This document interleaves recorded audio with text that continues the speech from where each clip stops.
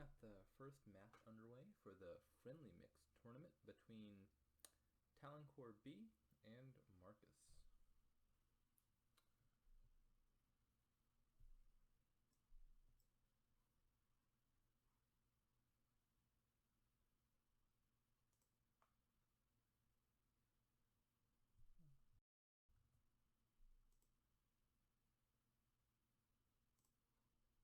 Alright, we get the first match underway for the friendly mix tournament between TalinkorB and Marcus. Let's take a look at this kingdom. So, draw, we've got Laboratory and Destrier, which is just Laboratory with a funky cost. Destrier costs more to start by 1, but then it drops in price by 1 for each card you've gained. So if you gain 1 card, Destrier and Laboratory are basically equivalent, and if you gain more than that, Destrier is cheaper, otherwise it's more expensive. Masquerade's also a draw, and Slay's also a draw, and Advisor's also a draw. Advisor's like a Laboratory, because it's +1 action and +2 cards, but the reason it costs 4 is because it has this pretty major drawback, which is you take a look at the top 3 cards of your deck, and then your opponent is the one who picks which 2 you get to keep. So amongst these, Advisor I think is clearly worse than Laboratory. Destrier, because a good opponent is just going to discard the key cards, which in this case will mostly be the draw cards. Now there's no plus action anywhere in this kingdom, so you can only play 1 terminal action per turn. There's plus buy. Stockpile's got plus buy. Trade Route's got plus buy. Farmer's Market's got plus buy. Messenger's got plus buy. And there is trashing. Masquerade can trash, although it's terminal. So I would think what you're probably doing here is at least getting somewhat trashed with Masquerade for sure. I'm not sure whether you really need to get completely trashed, given that you only get 1 terminal play to do it with. But definitely you're trashing down a bit with Masquerade. There's plenty of draw, abundant draw with Laboratory, Destrier, etc. There's pretty good payload in the form of Stockpile. And so I think at some point you stop playing your Masquerade as your 1 terminal action per turn and pivot towards Messenger or Farmer's Market, because you'll start to value that plus buy. In the short term, you won't really need a terminal action for plus buy because Stockpile has plus buy. But Stockpile has this little drawback of when you play it, you exile it. Now you can get it back off the exile map by buying a new Stockpile, but once the Stockpile is out, there's no way to keep getting Stockpiles. They're just gone for good. And so eventually I think that'll probably happen in this game, and then you might want Messenger or Farmer's Market in the late game to keep up plus buy. Let's see how they opened. Actually, first let me guess. I think Stockpile Masquerade seems like clearly the best open here. I could see an argument for double Masquerade, but I mean Stockpile is a good enough card that I would just avoid the possibility of Masquerade collision and open with just that. So they both got Masquerade, Stockpile. Yeah, there we go. So this is what we thought. Marcus gets Border Guard and Destrier. Wow, they hit pretty high numbers here. So they're hitting 7 turn 3. Border Guard is a nice little card for consistency. It's sort of functionally a cantrip because you're getting +1 action and you're putting 1 card into your deck. This little text right here, all it's really saying in a more convoluted fashion is, draw 1 card. It's just you get to look at the top 2 of the cards in your deck and choose which one you draw, discard the other one. Or in some cases 3, if you can activate the Lantern. So Border Guard, it doesn't really do anything for your deck on its own. It's not increasing your draw, your action, or your payload, or anything. It's just making your deck a little bit more reliable, because you can find the cards you want the most in the right order. And so for only $2, I think that's a pretty good buy. Talinkor goes with Slay. I'm not as sold on that. I actually kind of like Slay. Like it's not a high, it's like a very low rated card. I think it's a little lower rated than it ought to be, because it's got some nice combinations and stuff. Especially that little when you gain a card effect. It comes up handy a lot more often than you'd think. But in this kingdom, I think this is a pretty bad one for Slay. The big problem, I think, with it is just, without any villages in the kingdom, you're limited to 1 terminal action per turn. And so Slay, it's competing with Masquerade, it's competing with Messenger, Farmer's Market, etc. for your 1 action. It doesn't matter how cheap it is. The real cost here is not the cost in money. The cost here is it's spending your 1 action, which you might not necessarily want to do. So I would think on 2, I'd be buying Border Guard, which is non-terminal, over Slay, which is terminal, given that I already have a terminal action card, Masquerade, in my deck. They're getting a decent number of Laboratories / Destriers. That makes sense to me. Obviously, that's the best draw here. It's non-terminal, so you can play as many of them as you want. How are we doing on the Stockpile split? Looks like Marcus has at least 2. Talinkor has at least 1. That's 1 unaccounted for. Okay, so they're 2-2 on Stockpile so far. That's pretty good. I think Stockpile's going to be the key payload for a while. I don't think you'll probably get silver at some point late game because it will count towards museum points. Museum being the landmark that gives you 2 victory points per differently named card you have. So you'll probably end up getting at least 1 copy of most of these. but stockpile is just much stronger than silver in general until that point. And so I don't think you'll see silver get bought at any point until the stockpile pile runs out. Yeah, I like buying another stockpile, especially because, TalinkorB was right before the shuffle there. So if they buy the stockpile now, and they take the other two off their mat, all three of those are going immediately right back into the shuffle, which is, kind of a key time to do that. If you're at the top of your shuffle, like let's say you've got, 12 cards in your deck, and it's turn 3 and you've got one stockpile, and you're like, I should buy another stockpile to get that stockpile back off the mat. If you know that turn 4, you're also going to see a stockpile, you can often delay that turn 3 because, turn 3 and turn 4, you put 2 stockpiles away. If you buy a stockpile turn 4, you can still get those stockpiles back off the mat before your deck reshuffles. And so it's sort of functionally as good as doing it turn 3, and you can delay it and get more out of it. But if you're right about to reshuffle, that's kind of a key time where you want to get the stockpiles back into your deck before you shuffle your deck again, so you see them sooner. Alright, so how are we doing on draw? I think they each have one each at least of lab and destrier. Who has the more laboratories? So Marcus is one ahead in terms of the key draw cards here. Someone's got an advisor though. Games and advisor. That's TalinkorB. So in terms of total amount of draw power in their decks are pretty equivalent. But like we were saying a second ago, advisor is just a lot less reliable draw than laboratory or destrier is. I would certainly find adding supplemental draw in this kingdom if your main draw is coming from lab or destrier, because one or two advisors can't hurt too much. But if you get too heavy on advisors, this problem that you end up having is a good opponent is just going to discard your key draw cards, and so your turn is going to fizzle out before it ever gets going because you're just going to get all the wrong cards into your deck in all the wrong order. But yeah, I think one advisor in moderation is totally fine. You could add 2 or 3 as long as the bulk of your draw is coming from the lab or destrier pile. As I was just knocking the Slay choice, but Slay actually does do a good job of reducing the destrier pile, which is something I hadn't really thought about. Slay does give you 2 horses, and so right off the bat that reduces destrier down to 4. And then if you're buying like 2 destriers, you can get 2 of them for 7, because the next one will cost 3. So maybe Slay actually does have a decent place in this kingdom. I can see that. Now again, Masquerade's a good card. Masquerade draws you cards and trashes a card, and so you're either playing Slay or Mask, and so there's definitely a big drawback to it. But I can at least see the argument for saying Slay will get me very cheap destriers, and that's a benefit to it. I mean, plus getting 2 horses is not bad itself. At some point soon, maybe even now, Marcus could consider just buying out the last 3 stockpiles. Well, I mean, TalinkorB doesn't have that many on the map, but it's still probably a good idea. Just because, I mean, if you don't do it, TalinkorB probably will or should in the next turn. Stockpile's a key card. You don't want to give them one more crack at it. Because the way stockpile works is the first one you're buying, it's kind of like a spoils. It's like a $3 gold. You play once, and then it goes to your exile mat, and it's done. But then the second stockpile you buy is like 2 $3 golds, because you're getting the one you bought, plus you're getting the other one back off your exile mat. And then the third one you buy is like 3 golds for $3, or 3 one-shot golds for $3, and so forth. And so as that stockpile is getting empty and your opponent had like 3 or 4 stockpiles already, it can be really, really good to deny them that last stockpile, because that last stockpile for them is probably a lot more valuable than the first few were, because they're getting a bunch back off their mat while they're buying it. And so it's not even necessarily that you want that last stockpile, you probably do. It's you don't want your opponent to have the ability to buy that and then both get it and all the others off the mat one more time. So I do like buying those out. I think that was a good play from Marcus.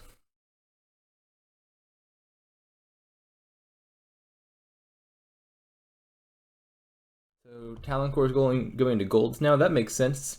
So if you see that the stockpile pile has just emptied, what you got to recognize is the payload in my deck is kind of on a timer now. I've got a bunch of gold in my deck, but they're gone the next time I play them. And so you'll find yourself pretty quickly in a situation where you got no payload. And so you really gotta pretty quickly spend that money on new payload to replace the stockpiles that are leaving your deck, be that gold or silvers. I do remember, I forget where it was. There was a game I saw not too long ago where Mountain Pass was around in a stockpile kingdom, and it created a real huge hassle for the person who took the debt, because they took the debt right as those stockpiles were running out.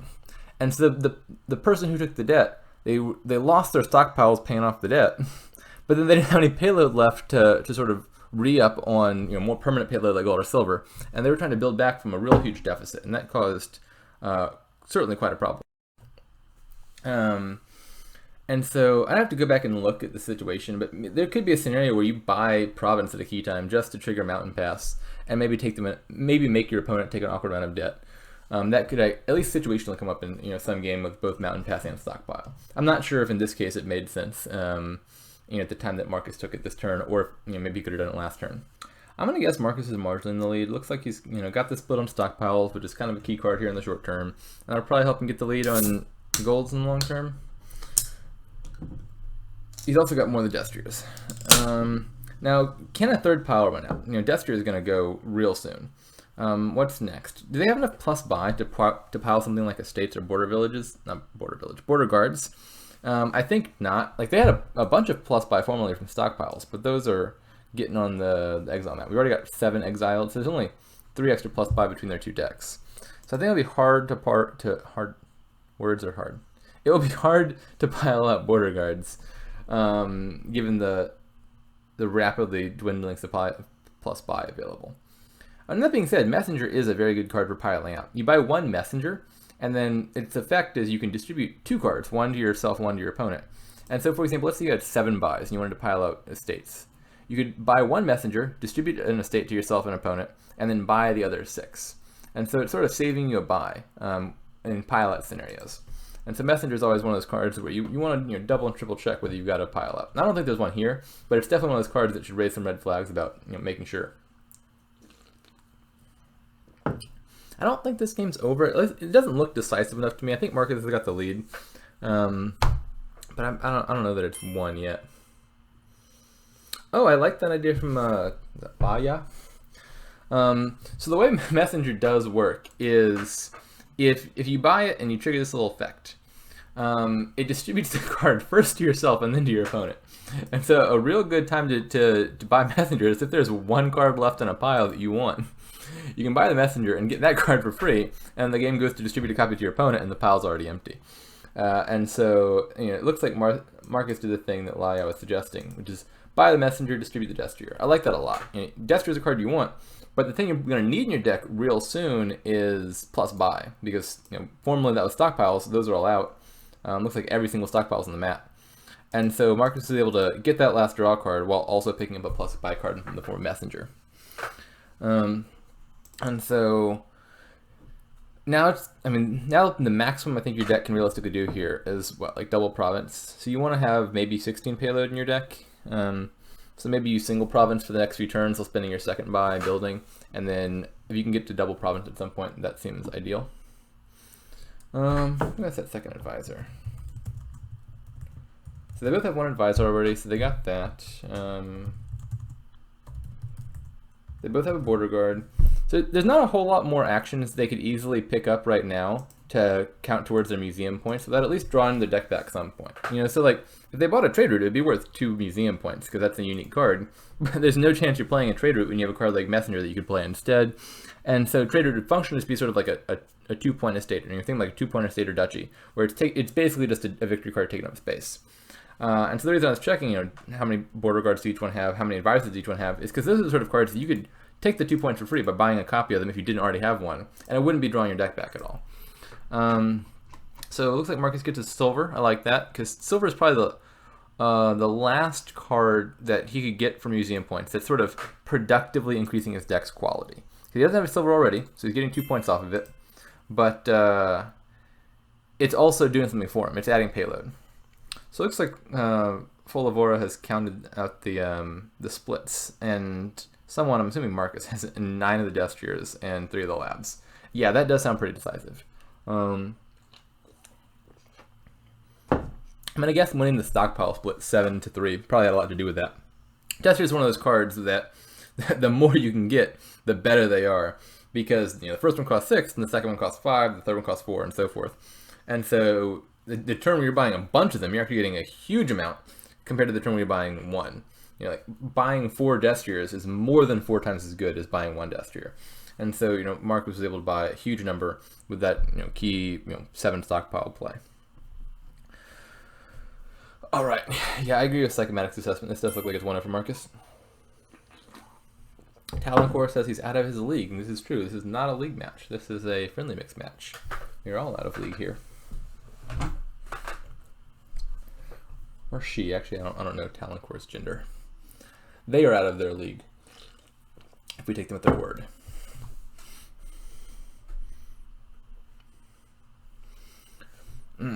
Yeah, I don't see a way to come back. Does Talinkor even have plus buy? I don't think they do. There's only one card missing from the 3 relevant plus buy piles, and with a single buy, there's just no way they can come back for sure. Yeah, hopefully my comment will ultimately be helpful. No, I'm not making any promises, but maybe Talinkor can review this after the fact and they can see what they did right and wrong.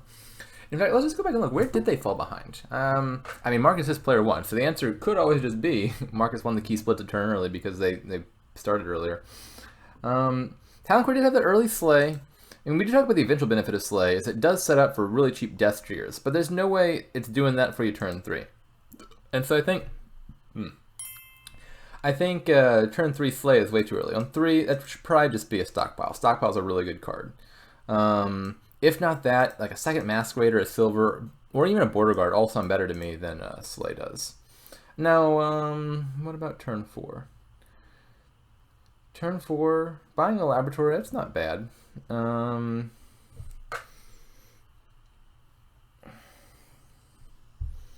Advisor's also alright. I think Advisor probably could just be another stockpile, though. Like those are a pretty significant card here. So my guess is it's a combination of, I mean, Markus just has a player 1 advantage, of course, but I think prioritizing the stockpiles more heavily in the early game might have been what gave them the edge.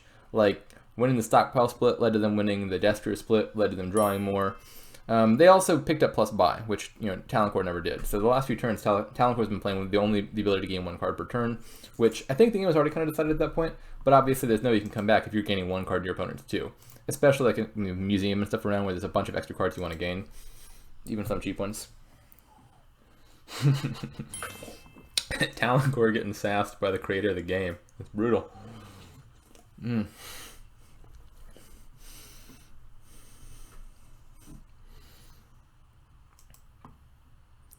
Oh, my internet is slow today. Come on, let's load. I'm just staring at the black screen right now.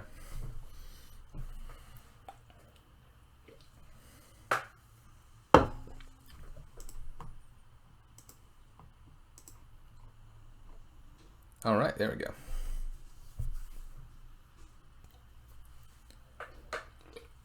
Alrighty, game number 2.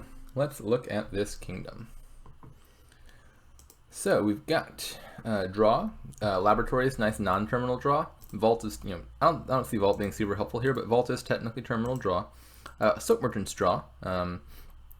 And Patrician can potentially be draw if you happen to reveal a card that costs 5 or more.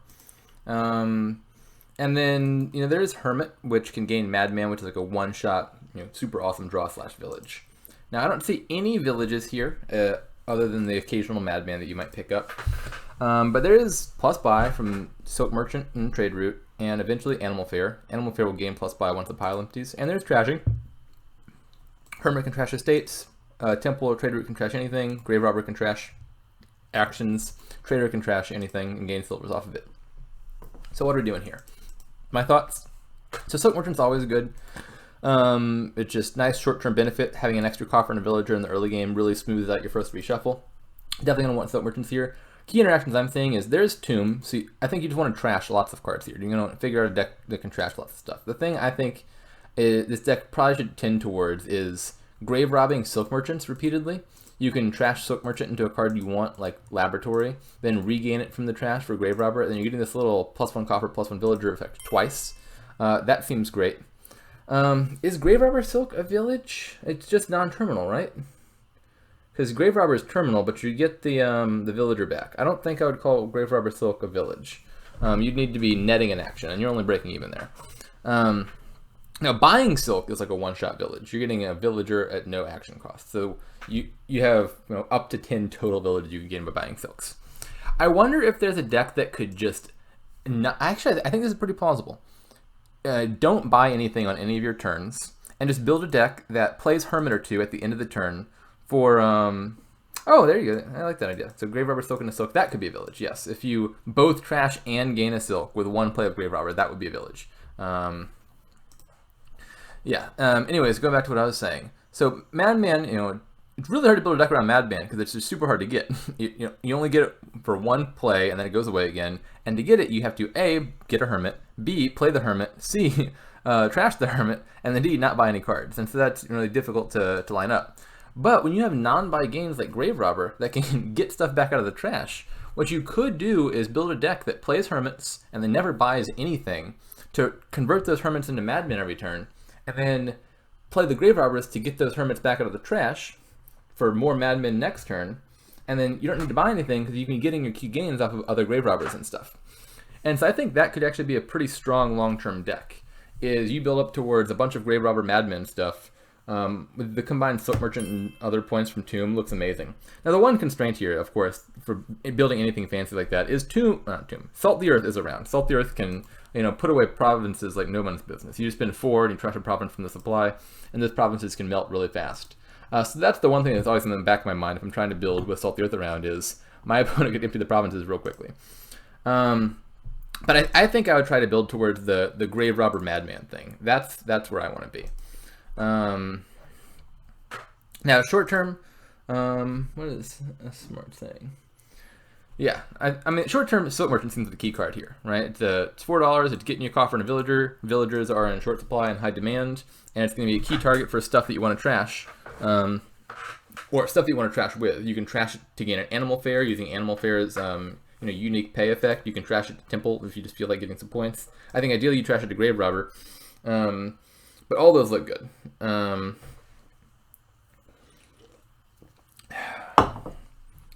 So Marcus has a Madman, but they don't have a Grave Robber yet. So I'm not sure if they're thinking the same thing that I was discussing. Let's look how they opened. I actually haven't looked at that. So TalinkorB goes for Temple and Hermit. I don't dislike that. I mean, Temple's a good trasher. Hermit's a good trasher. Trashing's really valuable here. Marcus goes for Hermit Silk Merchant, which I think I like a bit better. Silk Merchant is just an excellent card in general. I mentioned briefly, it helps your opening a lot. The extra coffer and villager just smooths out turn 3 and 4 so much, helps you hit key price points. Sort of almost guarantees that you draw all your cards and see every card you bought. So I think I prefer Hermit Silk Merchant, although I don't think Temple's a bad buy here. Yeah, TalinkorB does manage to not collide the Temple and Hermit. They see 1 turn 3, 1 turn 4. That's like a real good scenario right there. I wouldn't have bought the silver, I don't think. I would have just let that Hermit turn into a Madman. Madman's a real good card.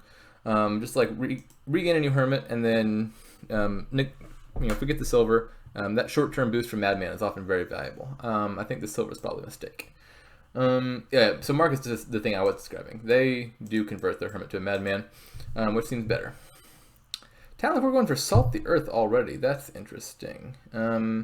I guess this makes sense. If they were planning to convert their Hermit to a Madman anyway, the restriction for that is you can't buy cards. But buying Salt the Earth does not count as buying a card. It's just an event. And so if they weren't going to buy any cards anyway, Salt the Earth is just sort of like a free point. It's interesting to me that they chose to trash a province, though. If I was just taking Salt the Earth for the point, I would be trashing... oh yeah, that's a good point. There's 2 points. Because not only are you getting the point from Salt the Earth, but you're trashing a card, so you're getting the tomb point.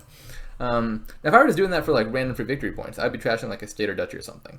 If my vision was build the big deck with the Grave Robbers and the Madmen, I would want the game to go long, so I wouldn't want to trash the province pile. The fact that TalinkorB is salting the province pile suggests they're not playing for the long game. They're playing to end the game fast. And that's a real threat here. Salt the Earth makes a fast rush on provinces a big threat. You just maybe take a short-term lead from Tomb, buy like a province maybe, and then just salt the rest. I could definitely see something like that working here. And, they still don't have Grave Robbers. I feel like Grave Robber is a good card here. I want to Grave Rob Silk Merchants. I want to trash them. I want to gain them. I don't want to buy things because I want lots of Madmen. I'd be getting Grave Robber here sooner rather than later. Not to mention all these cheap actions. You got a petition or whatever. You can convert that into Animal Fair, and the Animal Fair becomes a prime target for grave robbing because that can go straight into a province. Plus, you get a point if you trash something like a patrician into an Animal Fair. All right, let's see. I think we're all caught up. So is TalinkorB just going to salt again? I mean, if that's the strategy they chose so far, I think I'd probably just stick to it. Just play for the very short game, take the short-term points lead, hope Marcus can't get their deck running in time. I mean, that's a thing worth worrying about. Especially because you're scoring a good bit from all these trashes. They trashed a province, they trashed a hermit, they trashed another hermit, they trashed an estate. That's like 4 tomb points in one turn.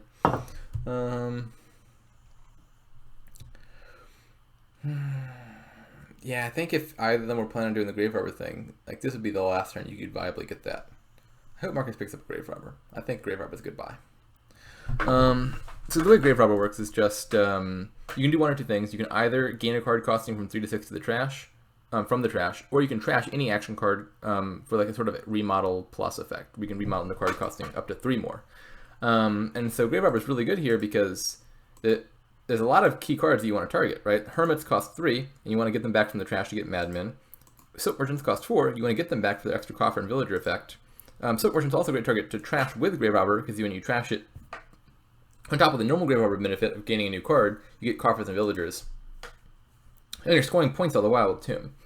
And so I think a deck here that ramps up very quickly is one that just Grave Rob Silk and then new Grave Robber, use that Grave Robber to gain the old Silk, then gain a new Silk and gain the Silk back from the trash. You do that again, you have 4 Grave Robbers, all of a sudden you've got like 8 Grave Robbers and you can get 4 provinces in a turn. I think that's a huge threat here.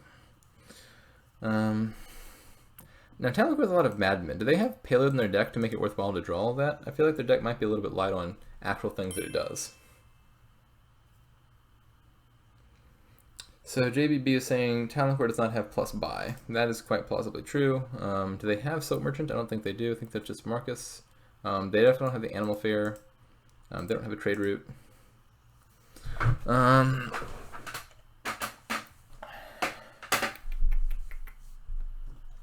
Yeah, this is looking bad for Talonkorb. It looks like they committed. They committed to trying to end the game early. The Earth plays. But if they're already at a points deficit and also have the somewhat weaker deck, then they're definitely not getting there in time. So they should play the Hermit first before playing the Madman, because then they can draw whatever they gain. Looks like they're doing that. That's good. Not exactly sure what you're gaining here. Trade route, maybe? Trade route scores a point. You need the plus buy, probably.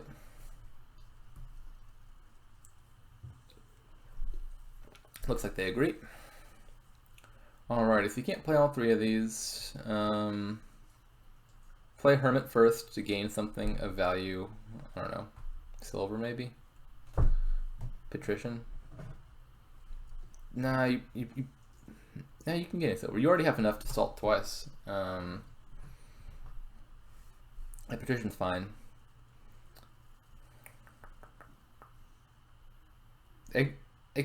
Can they salt twice and hope Marcus does? No, Marcus could just salt the 3rd one, and Marcus would get enough points off of Tomb.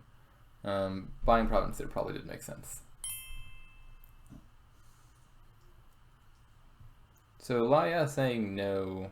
I feel like that was probably a fine play. Like, if Marcus goes off, they were going to win anyway. And Talonkorb was behind. I think the play they made there set them up best to win if Marcus dudded. If they double salt, Marcus only has to hit 4 instead of 8. What? 1? Oh, I see. You just want to gain. Wait, why is that better? To double salt with 1 non province, you're still lowering the province pile by 1, but you're only scoring 4 points. It's not as clear to me why that's a better play. I guess it's the idea to get Madmen. Because double salt without buying anything would get you Madmen. That could be a reason to do it.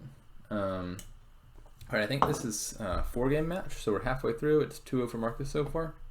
Just waiting for Talonkorb to ready up. Looks like they've already got the cards entered for the next kingdom.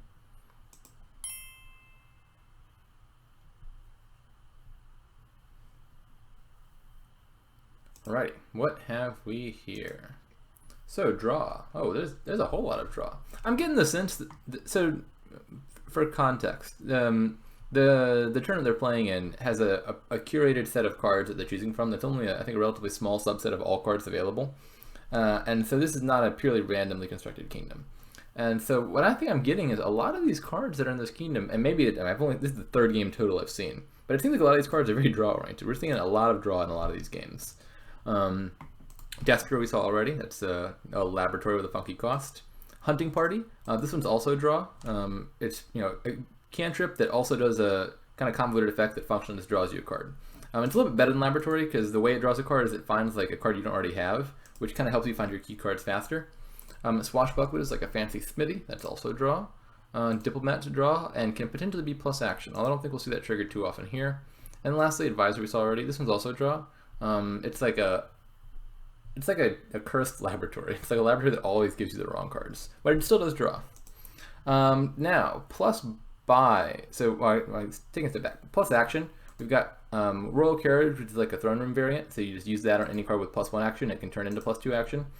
And Diplomat could conceivably get you plus action if you have a small hand size, but I'm not seeing how you get a small hand size here reliably. Plus buy, we've got Seaway. This makes me think Advisor might see play here, or you might be able to get on Destrier. Because Seaway, it costs 5, and what you do is you gain a card, an action card costing up to 4, and then for the rest of the game, any card from that pile now has plus buy on top of its normal effects.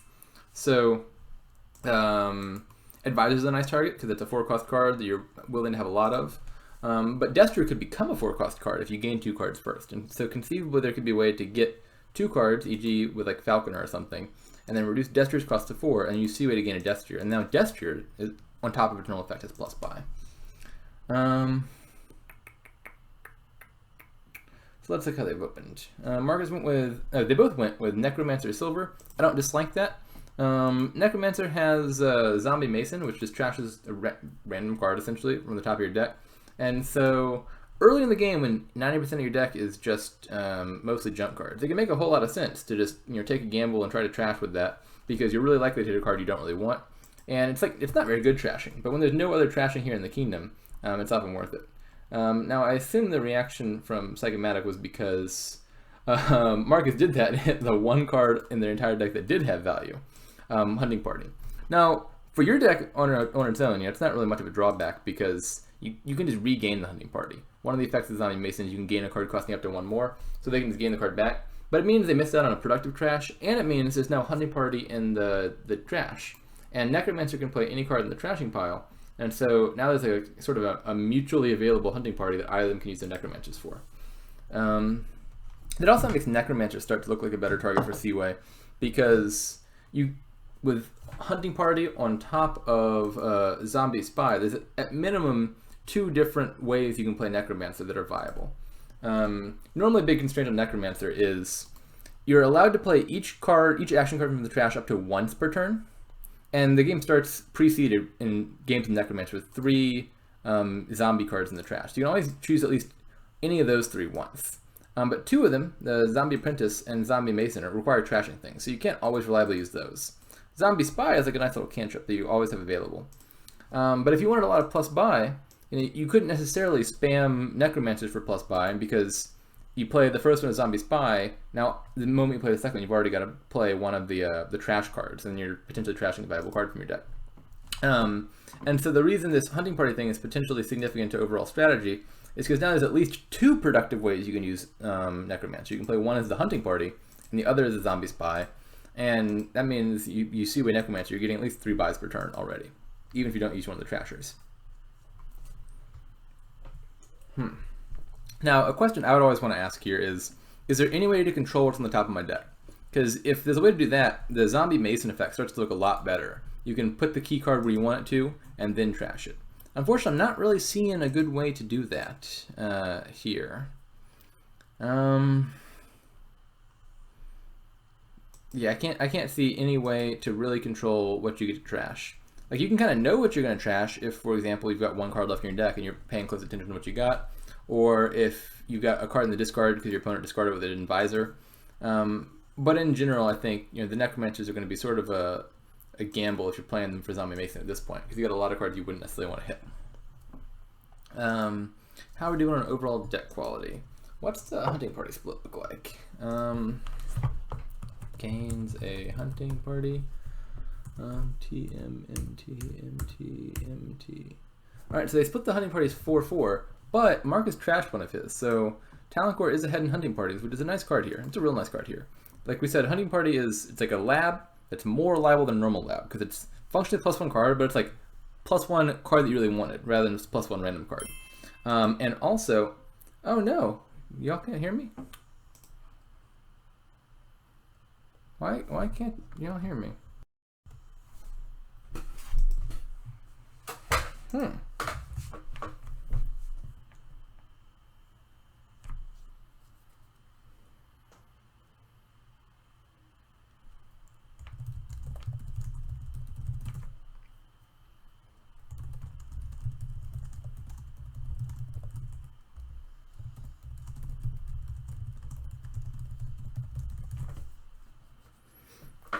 I mean, it's also possible I'm just not technologically literate enough to identify the reason properly.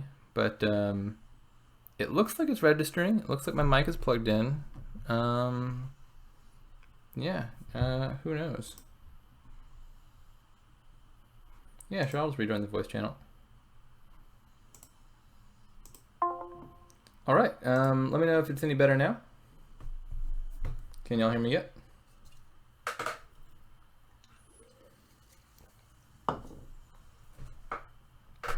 I'm guessing that's still a no. RTC disconnected.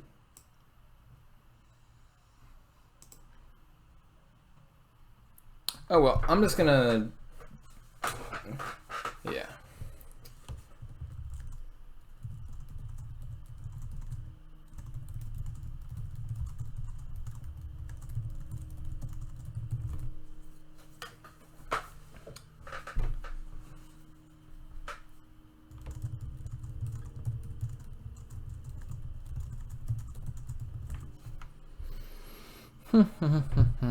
I've now lost track of where this game's actually gone.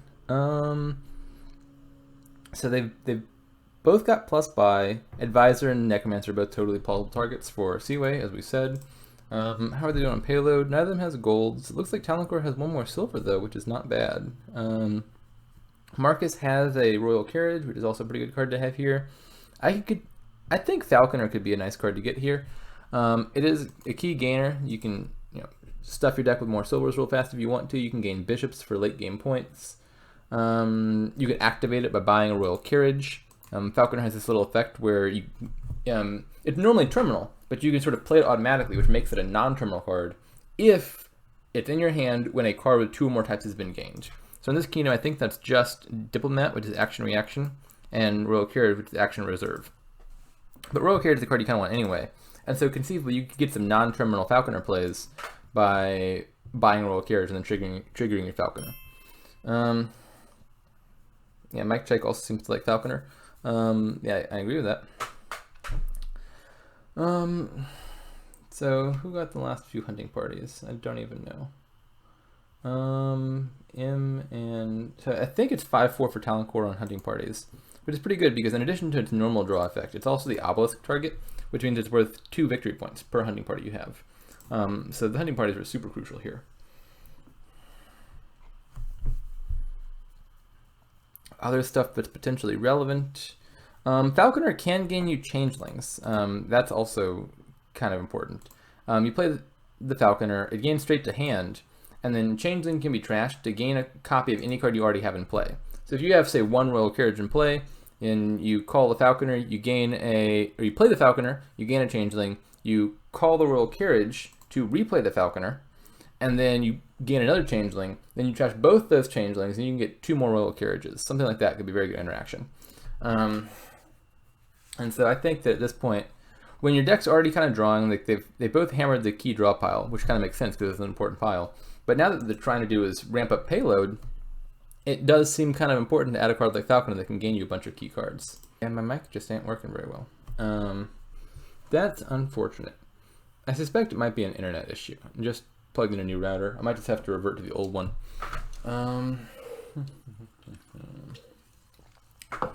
TalinkorB might be ahead here. They've got the only gold, so they're ahead on payload. They've got more silvers. Looks like it's 4-2 on silvers. Markus looks like they might be trying to activate Swashbuckler. I don't know about that. How do you get the cards into your discard? I actually know that actually kind of makes sense. Hunting Party will discard some cards for you because Hunting Party, it surges through your deck until it finds the card that you don't already have in hand, which means if it passes up at least 1 card you already have in hand, it'll discard that. And so you can get some cards in the discard pile with Hunting Party, and then play Swashbuckler to gain those extra coffers.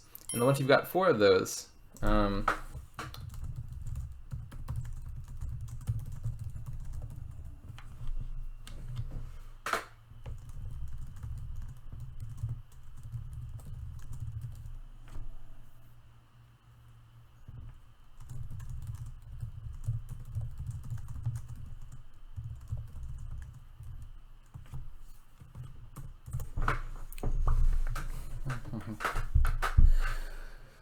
Oh, right.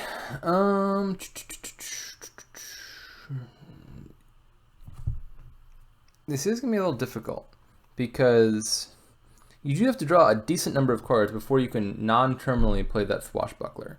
Because you got to play at least at minimum one hunting party, then you got to call the royal carriage on something like another hunting party. You've drawn a bunch of cards, and then even if you have cards in your discard, if there's fewer than 3 cards left in your deck, that won't cut it, because what Swashbuckler will do is it'll draw, let's say there's 2 cards left in your deck, it'll draw those 2 cards, then it'll flip over your discard pile to draw the 3rd card, and then only checks whether the discard pile is empty after drawing all 3 of those cards. And so you have to have not only cards in your discard pile, but 3 or more cards in your deck, so that the cards will still be in your discard pile after the +3 card effect. Now, in some kingdoms, there's ways around that. Like if you played Swashbuckler's Way of the Chameleon, it wouldn't draw any cards, and then it'd be easier to trigger. But in this kingdom, I don't see any good way to do that. So I don't love the Swashbuckler. I feel like that's just kind of a difficult thing to set up. The game's already relatively progressed, and so even if you get those golds, it's gonna be like 4 turns at a minimum, provided everything goes perfectly, and then you got like a gold or 2 before the end of the game. I think Falconer is just a much faster way to get payload into your deck. And, you already got 4 Falconer plays. That could be 4 changelings that you turn into golds or royal carriages. That could be bishops for extra points. That could just be silvers for payload. I like Falconer here, especially because, like, what terminal, like, are you playing the Necromancer or Zombie Mason every turn? I don't think so. You can do that sometimes, but not every turn. Falconer is also nice because the changelings reduce Destria's cost. So you get some changelings and you get some plus buy. Maybe you get a few more of the which pile is it for TalinkorB? Necromancers. All of a sudden, Destria costs like 1 or 2, and then you can easily pick up a few of those for free, or close to free.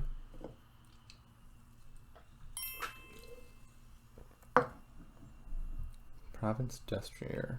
That makes sense to me. Yeah. I don't mind the 3rd Necromancer, because they do need plus buy, I think, to make full use of this. And they did get a changeling, so you get to gain a Destria anyway. Now, what can they play that with?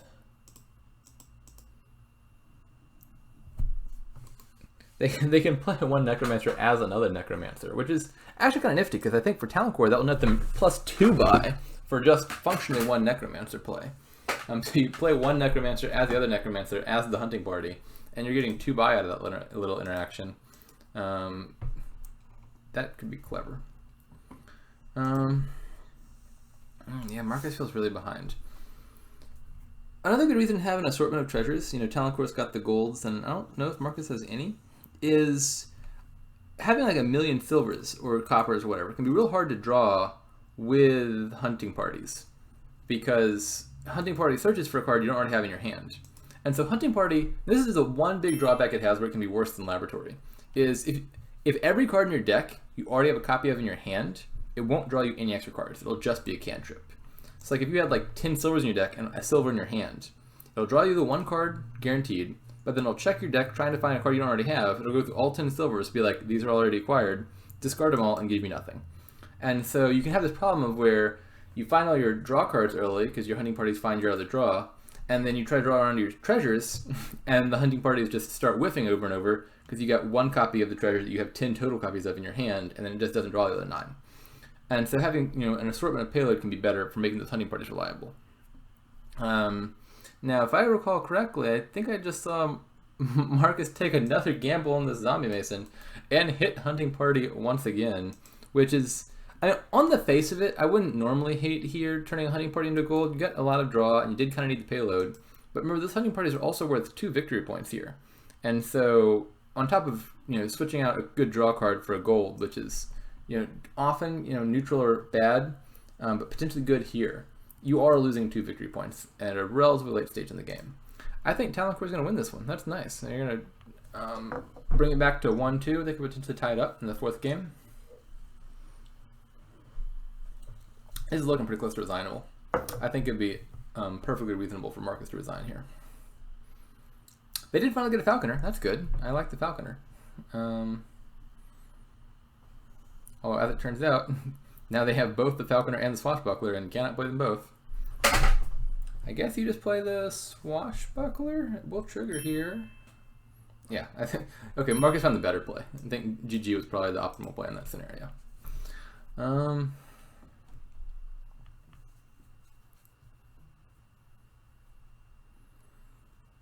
right, I believe they have one more game to play. Looks like we're seeing some of the same cards, or we're about to. Yeah, Border Guard, Grave Robber, Necromancer, Destrier. That's not a surprise. Like I said, this is being generated from a much smaller selection of cards than the full card set. Okay, what have we here? So we've got draws, Destrier, Council Room is also terminal draw, Sheepdog is also terminal draw, Paddock is also terminal draw. It doesn't say draw, but it gains 2 horses, which are functionally one-shot laboratories. So it's kind of like +2 cards. This is how I read this. You net 1 card from playing Paddock. Actions, though, are again in short supply. This set is looking very draw heavy and very action light. I'm not sure if that's by design. I'm not sure if this is just sort of a non-random sample of these cards and we got unlucky. But we've seen a lot of games with a lot of draw and we're seeing very little action. The only plus action I see here so far is eventually Paddock. You know, Paddock will be non-terminal draw when 1 action supply pile empties, and it will be a village when 2 action supply piles are empty. And I'll leave it at that and let up my dog real fast.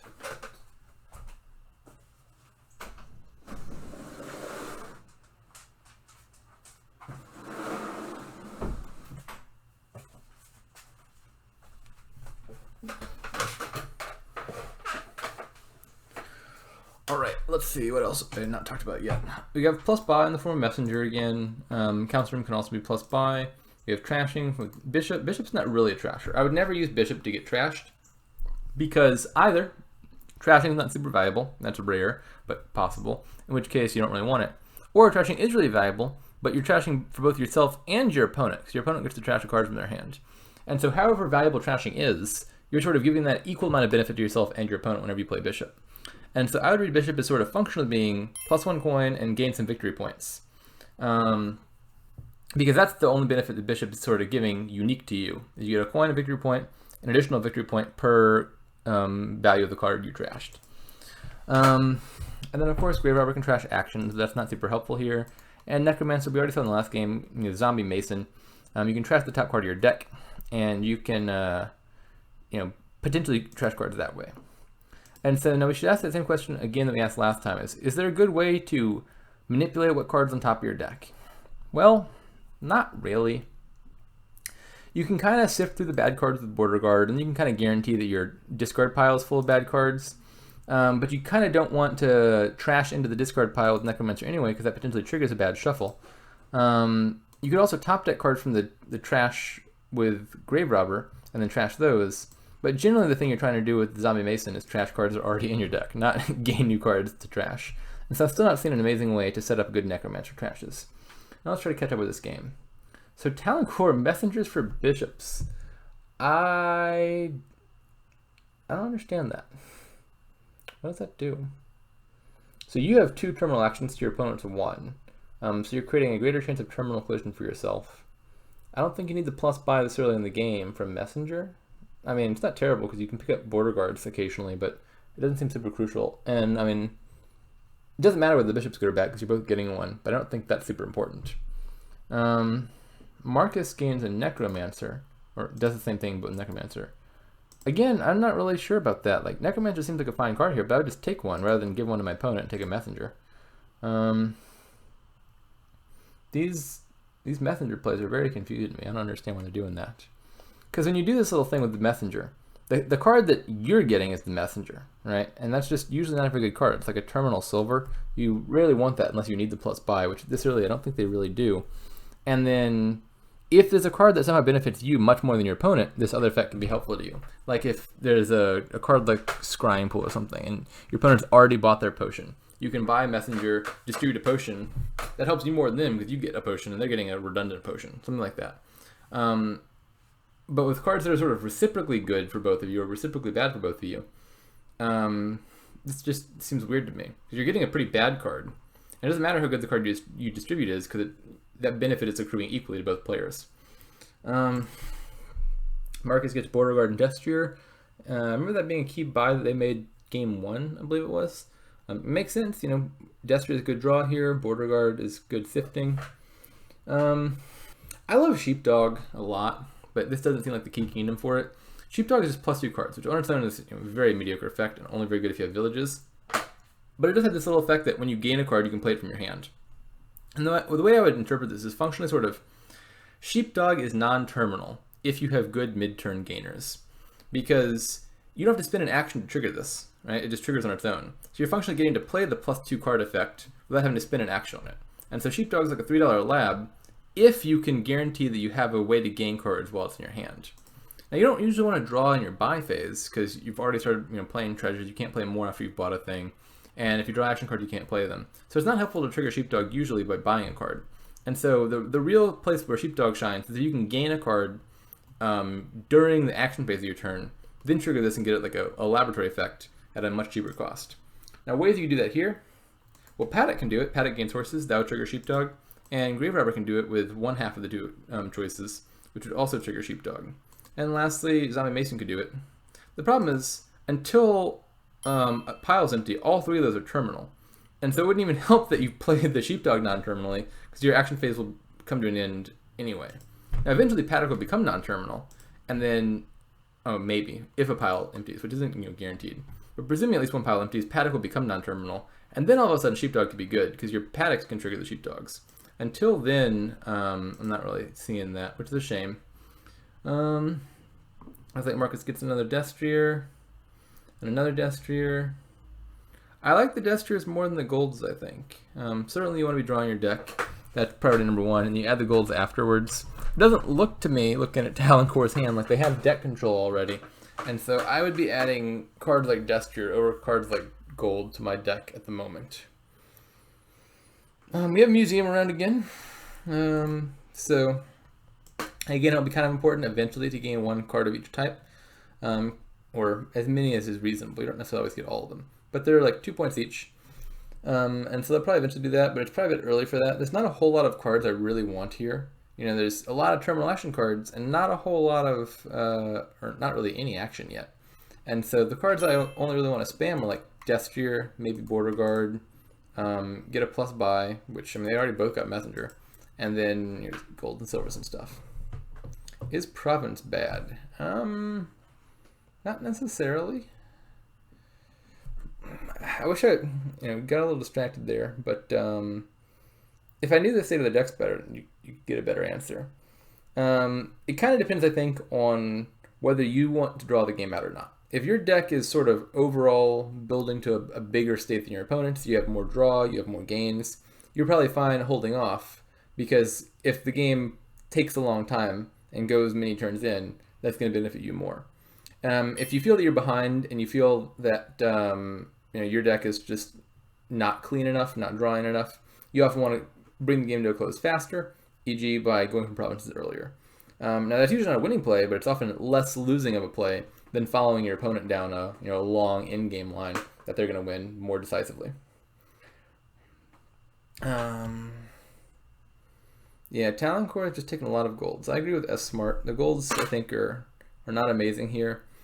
I mean, if you're drawing your deck, you add golds, because if you're already finding your deck, adding a gold is giving you 3 extra payload.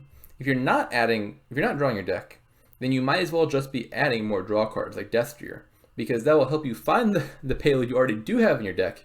So you'll be functionally getting the same benefit, because finding more of the payload cards you already have is about as beneficial as adding new ones, if not better. And it's more reliable. And so I wouldn't be adding golds until I was starting to draw my deck. I would get enough draw to draw the deck.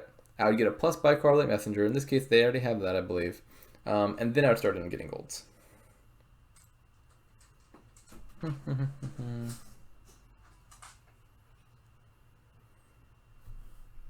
TalinkorB is now getting Destrier. I like that. I think that's late. The order should have been reversed. Destrier first and then start getting golds. But, better late than never to add draw.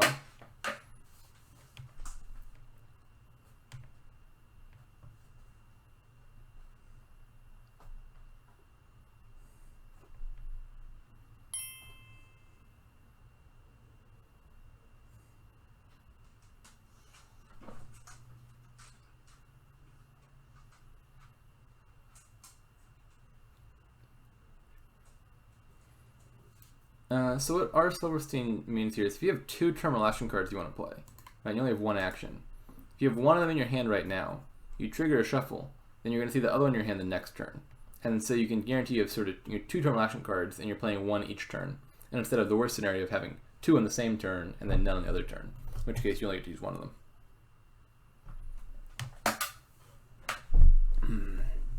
So chapter talking about Bind Province, that's not unreasonable here. There's a scenario where Death Street is empty and then all of a sudden paddocks get really good and non-terminal, and then all of a sudden that lets you build extra stuff. You could turn the horses into changelings, then empty the paddock pile, and then add like grave robbers or something. But I don't know, it's wishful thinking. I could see a world where it happened, but if you're doing that solo, like your opponent just stops lowering piles and starts greening, and it's up to you to empty 2 piles in isolation to get the village effect of paddock, chances are by the time you get a fancy deck out of that, there's just not enough points left. Alright, TalinkorB needs a potty break because they are 3 years old, is how I'm going to interpret that.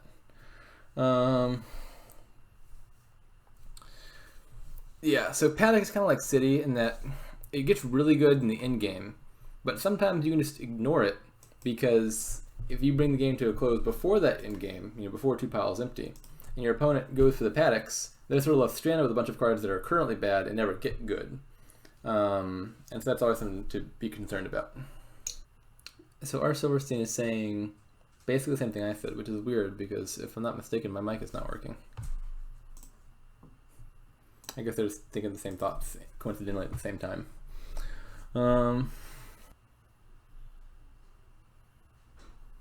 there we go. Having 1 border guard exactly might be nice, because with 1 border guard, you can kind of control what card's in the very bottom of your deck. Like, whichever card you discard with the border guard is the bottom card, because it'll be the 1 card in your discard. And then you can sort of know what card you're hitting with your Zombie Mason. There's Planete's Messenger, which also totally makes sense.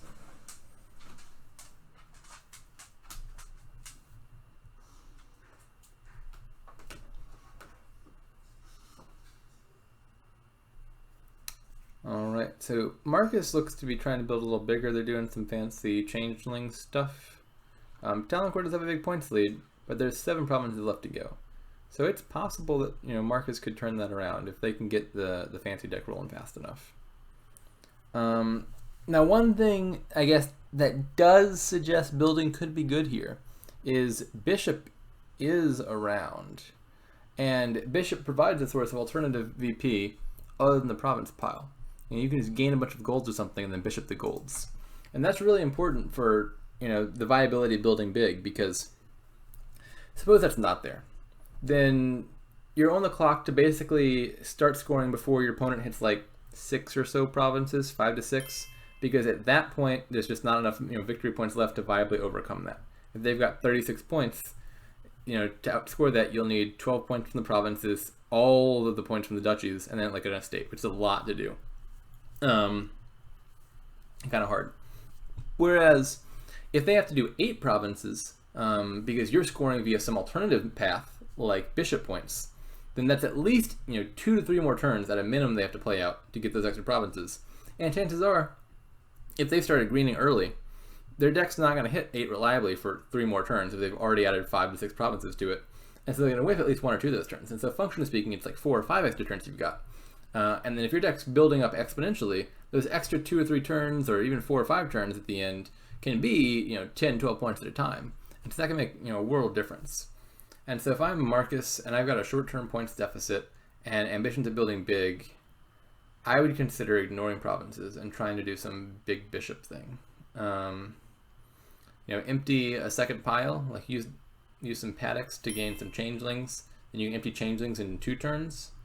And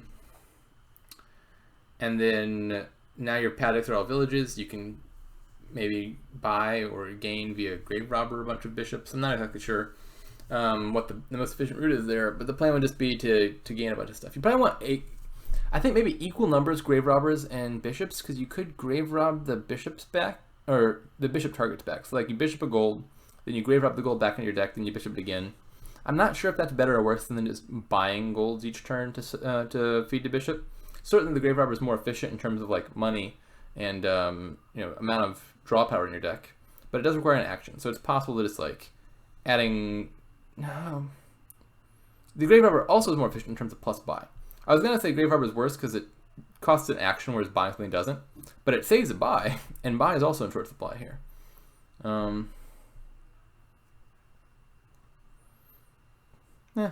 JPP has a cute idea. They're right. You could grave rob the zombies that are naturally in the trash due to Necromancer back out of the trash, and then now part of your deck, and then they're worth 2 points for Museum.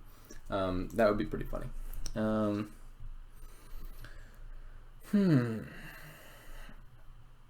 don't think it's bad. At the very least, you got a spare Grave Robber play. The Zombie Spy can't hurt your deck. I'd be quite happy to take that one for 2 victory points because it's like a 2 VP cantrip. Yeah, I kind of agree with what Silverstein's saying here. It's not that you want the Grave Robber just to get the zombies. I don't think that would be enough to justify it on its own. It's you get the Grave Robber for other purposes. For example, the Grave Robber itself has 2 victory points, and it can gain you stuff to sacrifice a bishop. And then, if you're doing that anyway, you can go ahead and gain the zombies with a spare play. Yes, it's a lab that also gives 2 coins at the moment.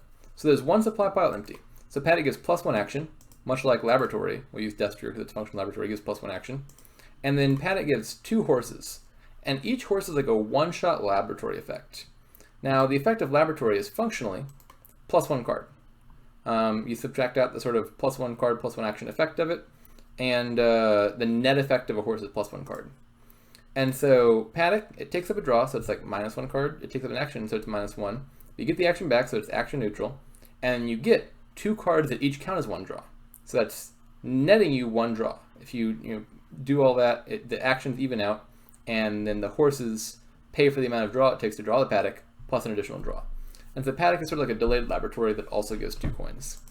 Now, once you empty a second pile, you'll be in 2 actions, and then it'll be like a delayed Lost City that gives 2 coins. If anything, I think I like the horse ability better because with changelings around, those horses can be draw if you need it, but if you don't need the draw, they can be changelinged into something you do want. Looks like Marcus might pull out the win here. Do they have enough money to do that? Yeah, they should have enough money. They got all those Paddocks at play. At 6, 9, 12, 16. They just need the plus buy, which I think they have with the Necromancer. They can Necromancer for a Messenger, and then they'll hit like 18 here, I think, which is enough to buy 2 provinces and take the lead. Alright, so I think this match ended up being 3-1 Marcus's favor.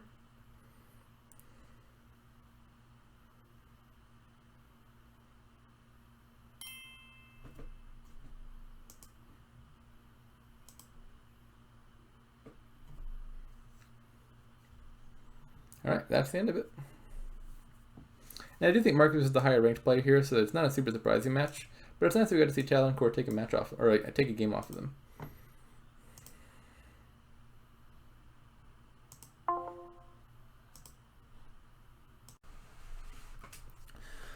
Okay, so this is the second game of the match. There was a little discussion in the Kingdom Analysis channel as to the optimal strategy here. What I was suggesting during the match was some Hermit Grave Robber stuff. And, there's some counterpoints made that maybe, can't score fast enough to deal with like aggressive salting of the earth, stuff like that. And so let's just find out if it can. Admittedly, I haven't really fully thought through this strategy, so this is probably going to be a bit suboptimal. And I imagine for something like this, there's probably a much better, and there's probably like a clear optimal route. And so I'm not going to say this is going to be perfect, but we'll see if it is competitive. Okay, I think I just want Grave Robber already. Could be another Silk. Could even be like a Temple or something, or Trash Coppers. That's probably worse. Let's just get the Grave Robber. I think we should draw here. Okay, Silk Patrician. This is a fine turn. So Grave Robber did bottom deck, but we'll get to convert 2 Hermits into Madmen here. which seems a-okay to me. Let's not discard. I'm gonna play this first silk and really hope I find a madman, which I don't. But such is life. Let's grave rob the silk into another grave robber. We can get another hermit and another madman. We'll salt a duchy for 2 points. 1 from salt, 1 from tomb. Alright, now I think things will start to kick off relatively soon. 1 madman. Should we gain first? I think we'll draw our whole deck anyway, so let's just go ahead and gain first. Maybe we won't. Maybe we will. We'll find out. Yeah, looks like we probably will. Get another grave robber, get another grave robber, draw it all. Get a silk back, draw it. Get grave robber, maybe just a laboratory. Add some reliability. Now let's go for broke. Gain some more hermits. Salt again.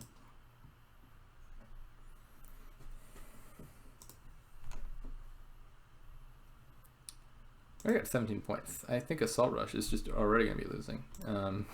Outscoring it. Okay, take some silks back for grave robber targets. Maybe turn this into another grave robber. Draw all that. We shall trash silk into grave robber. Silk into grave robber. Draw that. Can gain 2 silks. And take those last 2 hermits. And salt twice.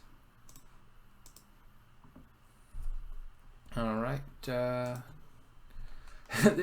realizing this deck is very contented on finding those madmen near the top. So we might just have a dead turn here. It's no big deal though, I don't think. Let's just gain some villagers. Convert this into another madman. I probably shouldn't be putting that on top of my deck, but whatever. I don't really need these coffers because I'm not buying things, so I'm just going to spend them for more salts. Piles are concerned. Let's just salt the estates to be safe. Madman, where you at? Gotta draw on. There we go. Alright, now we're getting somewhere. Maybe I should be getting slightly more madmen than I actually am. Now, can I win here? Probably. We got 3 provinces from these. Can I salt 3 times? Yeah, this should be a win.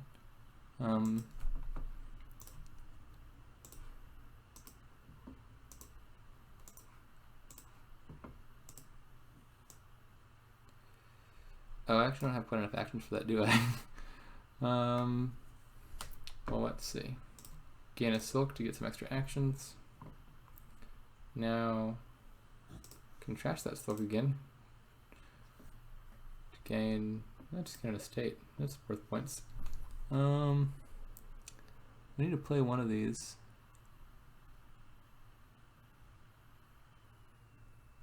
For the plus buy, I think.